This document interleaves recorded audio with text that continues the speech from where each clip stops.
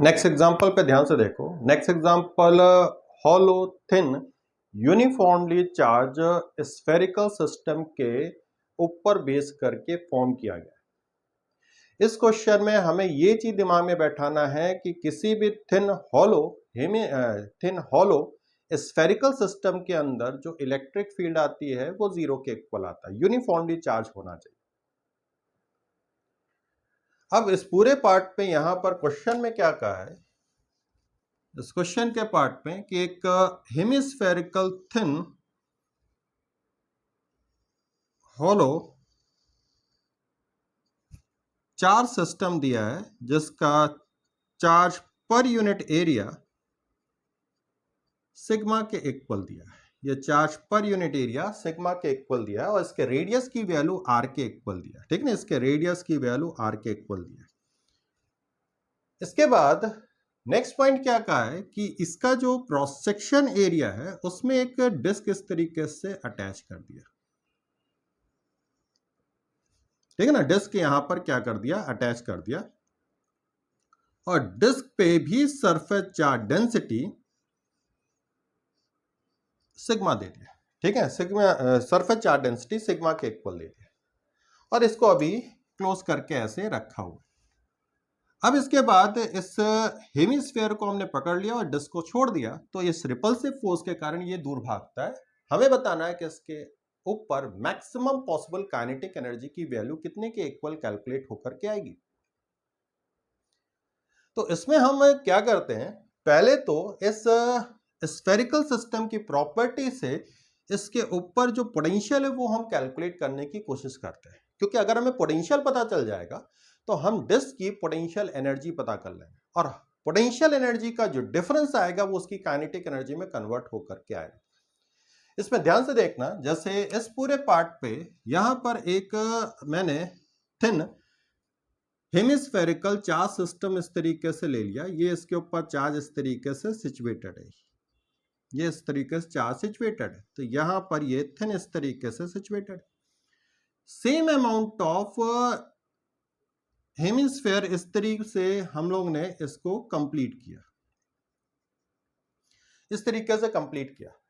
अब यहां पर इसके क्रॉस सेक्शन के पार्ट पे अगर हम आते हैं, इसके क्रॉस सेक्शन के पोजीशन पे यहां पर आते हैं, तो इस पूरे कंडीशन पे इस क्रॉस सेक्शन के पार्ट पे यहां पर आए तो अब इस पोजीशन पे इस हेमिस्फीयर के कारण अगर हम इलेक्ट्रिक फील्ड इस साइड क्यों माने तो करस्पॉन्डिंग ये जो हमने अज्यूम किया है कि नेक्स्ट हेमिस्फीयर कंबाइन हो उसकी इलेक्ट्रिक फील्ड इधर की ओर आनी ही चाहिए, क्योंकि कंबाइंड इलेक्ट्रिक फील्ड अंदर जीरो के इक्वल आना चाहिए।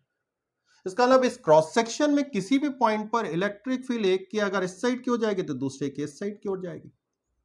तो यहां तो ये डिसाइड हो रहा है कि किसी हेमिस्फीयर के कारण जो इलेक्ट्रिक फील्ड इस पूरे क्रॉस सेक्शन के पार्ट पे आएगा, इस पूरे क्रॉस सेक्शन के पूरे पोर्शन पे आएगा, वो इलेक्ट्रिक फील्ड उस क्रॉस सेक्शन के परपेंडिकुलर डायरेक्शन की ओर अप्रोच करेगा।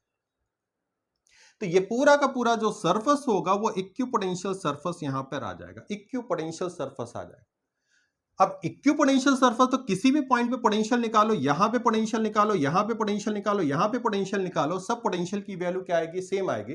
तो इस कंप्लीट स्फीयर के कारण अगर हम अंदर की ओर पोटेंशियल निकालें तो इसका चार्ज Q, इसका भी चार्ज Q, तो दोनों का मिला के सेंटर पे पोटेंशियल जो आएगा that is equal to twice KQ divided by capital R के इक्वल आएगा, जो कि सेंटर पे इसका पोटेंशियल आएगा। अब ये पोटेंशियल इन दोनों चार्ज का मिलाकर के है, तो सिंगल एक हेमिस्फीयर के काम वहां पे पोटेंशियल की वैल्यू को देखेंगे तो V is equal to KQ divided by R के इक्वल आएगा। ठीक है, KQ डिवाइडेड बाई R के इक्वल निकल करके आ गया। इसका मतलब सिंगल इस हेमिस्फीयर के काम यहाँ पे पोटेंशियल की वैल्यू ये कैलकुलेट होकर के आए V डिवाइडेड बाई 2 और उसकी वैल्यू 1/4 पाई एप्सिलॉन नॉट की वैल्यू को यहां पर अगर हम लिख लें तो ये Q divided by 4 pi epsilon not R, नीचे R से मल्टीप्लाई कर दिया, ऊपर R से मल्टीप्लाई कर दिया, तो इसकी वैल्यू जो कैलकुलेट होकर के आएगा इस पॉइंट पर, इसकी वैल्यू जो कैलकुलेट होकर के आएगा that is V is equal to आ जाएगा Q divided by 4 pi R square sigma into R divided by epsilon naught. Sigma R divided by epsilon naught के इक्वल आए। ये पोटेंशियल की वैल्यू हम लोगों ने कैलकुलेट किया इस हेमिस्फेरिकल डिस्क के कारण, इसके हर एक पॉइंट पर ये पोटेंशियल की वैल्यू अब कैलकुलेट होकर के आ गई। Potential is the potential energy of unit charge, और हमें इस डिस्क के ऊपर चार्ज की वैल्यू पता है, sigma into pi R square कर देंगे तो इस डिस्क के ऊपर चार्ज की वैल्यू कैलकुलेट होकर के आ जाएगा। तो इस डिस्क के जो पोटेंशियल एनर्जी की वैल्यू यहां पे निकल करके आएगी, डिस्क की जो पोटेंशियल एनर्जी का पार्ट आएगा that is equal to sigma into R divided by epsilon naught into इसका charge sigma into pi R square.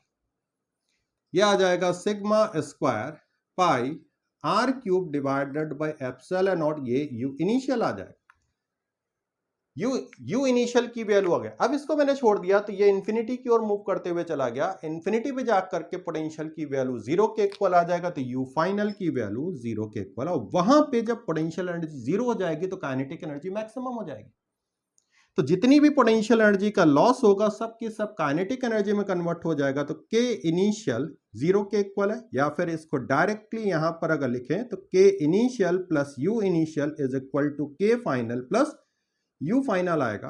के इनिशियल डिस्क का है नहीं, U initial sigma pi R cube sigma square pi R cube divided by epsilon naught के equal आएगा, और यही final kinetic energy infinity पे आएगा, that is maximum possible kinetic energy. और क्वेश्चन में यही डिस्क की मैक्सिमम पॉसिबल काइनेटिक एनर्जी की वैल्यू पूछी हुई।